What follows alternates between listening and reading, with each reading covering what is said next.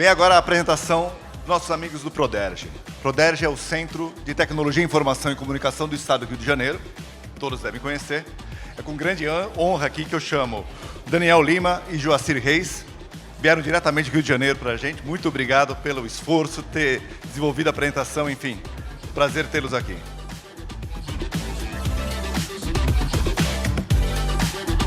Joacir, muito obrigado. Daniel, boa sorte. Obrigado. Obrigado. Pronto. Boa tarde.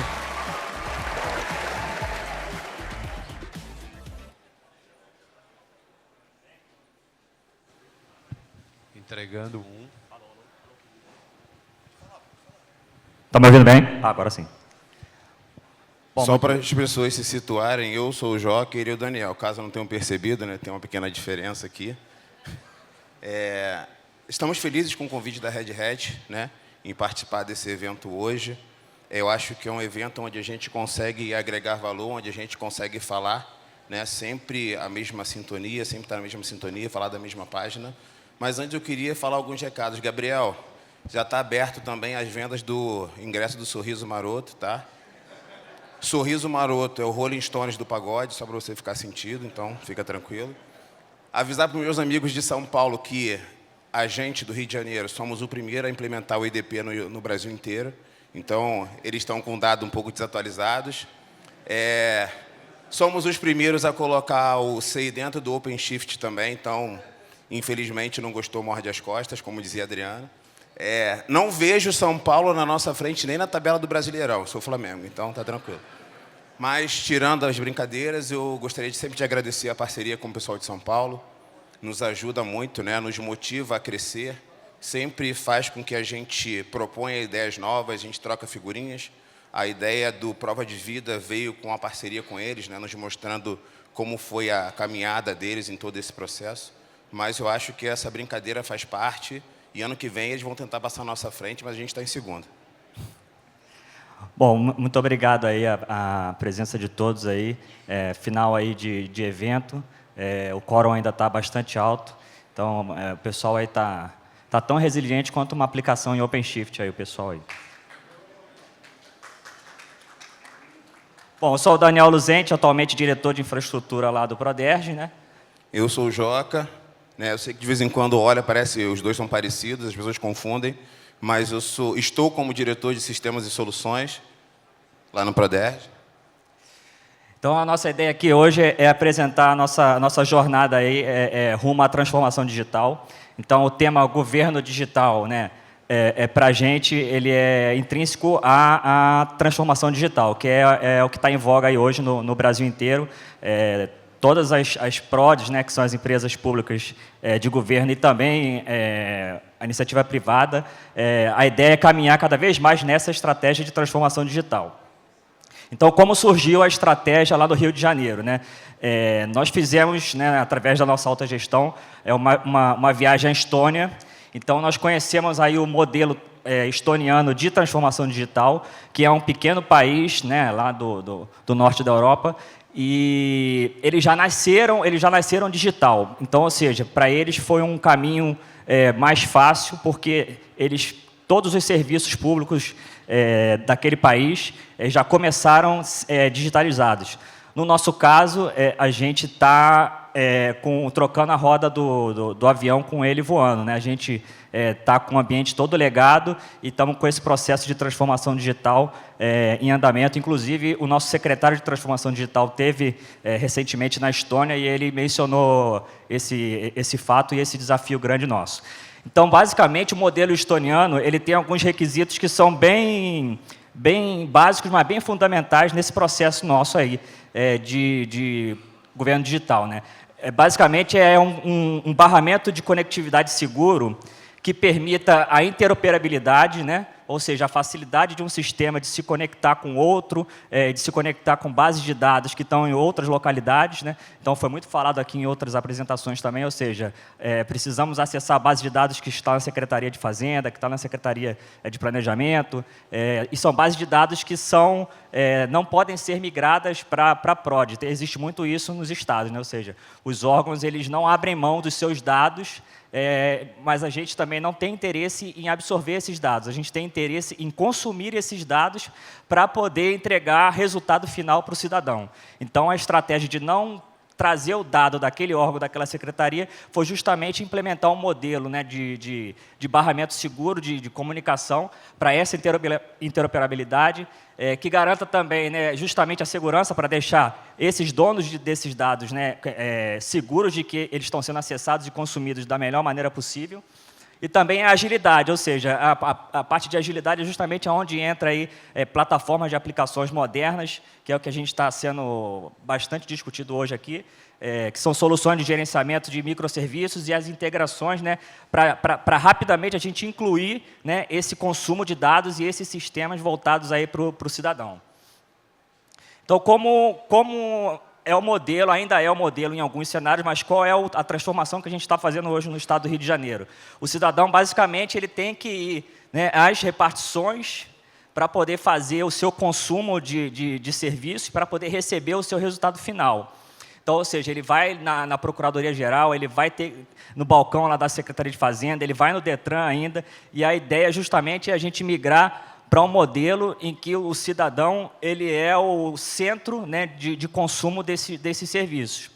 Então, ou seja, a gente tem ali as diversas entidades estaduais e o cidadão é o foco desse processo todo. Só para vocês entenderem um pouco da nossa dificuldade, a gente está falando, né, de um legado, de um clima, né, no Rio de Janeiro completamente diferente dos outros lugares. Então, a gente tem secretaria que tem Natural da Base, a gente tem secretaria que ainda tem mainframe. Então, você pensa nisso tudo, a gente colocar isso avançando para a tecnologia, fazer com que o cidadão tenha segurança, fazer com que o cidadão consiga ter os seus serviços estáveis, né? Isso no pleno século XXI, ou seja, a gente quer transformar tudo tecnologicamente, mas a gente ainda tem um legado que a gente ainda precisa converter e precisa mudar. Então, é o que a gente chama aí, que o cidadão hoje é o consumer centric, né, desse processo todo. Nós temos ali a Prod ali, né, como sendo o grande provedor de serviço, mas, na verdade, o serviço está espalhado em todas as entidades estaduais. O que a gente quer prover é justamente o caminho para o cidadão poder acessar todos esses serviços e todos esses dados através de uma plataforma única e receber o resultado que ele precisa de uma forma ágil e segura e satisfatória para ele. Só que antes da gente pensar em fazer todo esse processo que envolve diversos órgãos e secretarias do Estado, a gente entendeu que era necessário construir todo um arcabouço legal de forma que a gente pudesse ter a força política suficiente para poder sensibilizar os órgãos e as secretarias de que os seus dados eles precisam ser acessados pela entidade estadual que está tentando prover esse serviço unificado. Então, dessa forma, a gente conseguiu, aí, com uma série de leis e decretos que permitiram aí, realmente a PROD, né, estar com esse protagonismo compartilhado com todos e conseguir realmente sensibilizar eles de que aqueles dados ali eles não vão ser manuseados de forma incorreta, eles vão ser simplesmente consumidos pelo cidadão através de uma plataforma mais otimizada, que é justamente o que se pretende aí com o processo de transformação digital. Então, só para citar alguns exemplos aqui, a gente teve a instrução normativa do Proderj, número 5 de 2024, ela foi muito importante para transformar o Proderj no centro desse processo de transformação digital. Ou seja, ali foi definido que toda e qualquer contratação de tecnologia, de qualquer órgão e secretaria, precisa passar necessariamente pela PROD para que a gente possa avaliar e verificar se aquela contratação ela está de acordo com a governança ao qual a gente é responsável também através desse decreto. Então, com isso, a gente centralizando essas contratações, a gente consegue uma economicidade muito grande, porque a gente pega as demandas de todos os órgãos e secretarias que são comuns e transforma numa contratação única, obtendo no mercado valores bem abaixo por conta da escala da demanda. Nós, do Proderj, somos rotineiramente auditados pelo TCE, né? Inclusive, essa instrução normativa foi feita junto com eles, para que a gente está sempre auditando, para que a gente esteja sempre junto aos outros órgãos. A gente também tem o decreto 48671, que ele coloca para dentro do RJ todos os sites, todos os sistemas do Estado do Rio de Janeiro. Então, daqui a pouco a gente vai estar mostrando alguns exemplos para vocês de como funciona isso. Mas, assim, esse é o apoio do nosso governo para que a gente consiga colocar o Estado, né, 100% digital. Então, essa é a meta, né, do governo e do Proderj e do Estado do Rio de Janeiro, né, ou seja, até 2026 a gente tem um Estado aí 100% digital. Então, é isso que a gente está perseguindo e por isso que a gente está aí buscando aí as melhores soluções para alcançar esse objetivo. Então, qual é a estratégia, né, de governo digital que alcance, aí, por exemplo, a alta disponibilidade, que é o que realmente a gente precisa para levar para o cidadão um serviço 100% resiliente e estável. Então, a gente entendeu que precisávamos de uma plataforma de software que fosse robusta e resiliente o suficiente para garantir essa disponibilidade. Então, nós lá no Rio de Janeiro, nós temos hoje 3 centros de dados, né? Ou seja, temos o centro de dados principal, que a gente chama de CICC, nós temos também um centro de dados secundário e um centro de dados, né, em nuvem pública também.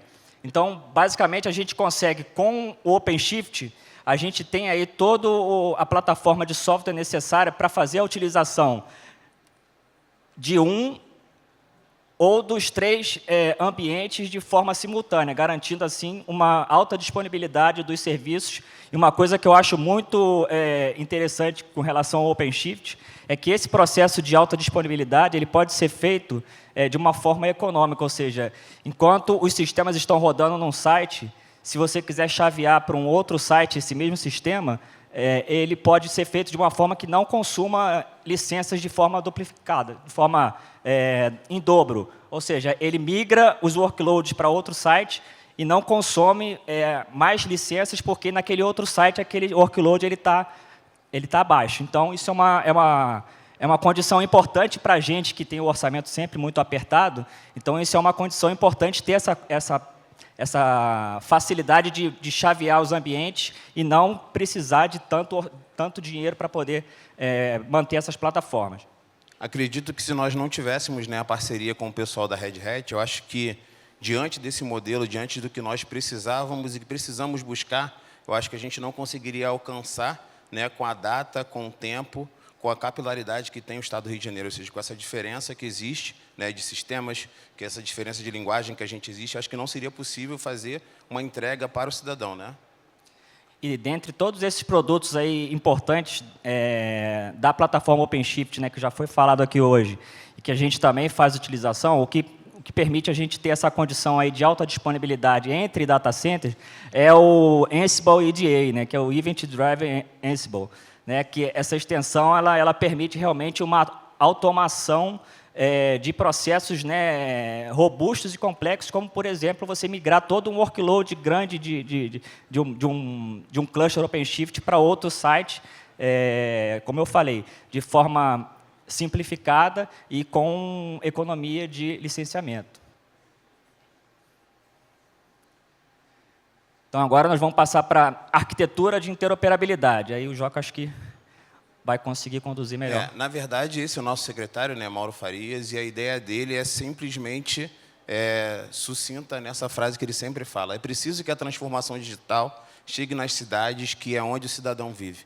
Né? Então, não adianta a gente desenvolver um sistema, não adianta a gente desenvolver uma aplicação se a gente não conseguir facilitar a vida do cidadão. Então, a gente tem essa ideia, já que a gente trabalha para os cidadãos, né? Então, a gente tem que facilitar a vida deles. Então, o nosso portal RJ, né, ele justamente viabiliza isso. Então, qual foi a nossa ideia? Né? O que a gente busca até 2016, a gente consegue, né, através do Proderj, fazer com que todos os outros órgãos e os entes do nosso Estado consigam acessar o nosso IDP. Então, através do GovBR, a gente consegue sintetizar, simplificar o acesso deles para os serviços que a gente tem. Então, ele consegue acessar o sistema do Proderj, ele consegue continuar autenticado, acessar o sistema da Fazenda, ele consegue continuar autenticado, acessar o sistema do Detran. Então, a nossa ideia é que o cidadão, quando ele acessar o portal único, ele tenha uma facilidade. Ele não precise sair desse portal para poder acessar um outro tipo de serviço, para ele poder pegar uma conta, para ele poder renovar a carteira de habilitação, para ele renovar a CNH, para ele poder pagar um imposto. Então, em um único lugar, ele consegue fazer todos os serviços do Estado. Ele vai em todas as repartições públicas que ele precisar com uma única passagem de ônibus. É mais ou menos essa analogia. Então, a ideia é justamente o login único. Ele trouxe essa facilidade para o cidadão, ou seja, ele faz o login uma única vez e ele navega dentre, hoje no Prodeste, a gente acho que já está chegando aí aos 3.000 serviços digitais no nosso portal. Então, ele navega ali entre diversas repartições com uma única jornada. E aí eu estava até comentando hoje com o pessoal da Red Hat que é interessante que, às vezes, né, as pessoas de fora não conseguem perceber os serviços que a gente tem. Então, você consegue hoje pedir segunda via de identidade, você consegue certidão de nascimento, você consegue hoje, através da RJ.gov, pedir a emissão do seu passaporte. Então, através do nosso portal do Rio de Janeiro, se você coloca lá passaporte na carta de serviço, você consegue solicitar isso que teria que ir na Polícia Federal, né, no site da Polícia Federal, para fazer esse tipo de solicitação. Então, a gente está tentando melhorar o serviço, a gente está sempre buscando, e a ideia é que o portal tenha serviços que sejam úteis à população. Não adianta a gente fazer um aplicativo, não adianta a gente fazer um sistema que ninguém vai consumir, que ninguém vai usar. Então, se a gente tem que fazer alguma coisa, a minha mãe tem que consumir o serviço, o meu filho tem que consumir o serviço, a minha mulher tem que consumir esse serviço, então a gente sempre está andando e sempre antenado com o que a população precisa. Esse painel mostra, né, como é que a gente tem trabalhado, como é que a gente tem tentado fazer as nossas entregas, né? Então, a gente trabalha através do apoio do pessoal da Red Hat, né, com microserviços.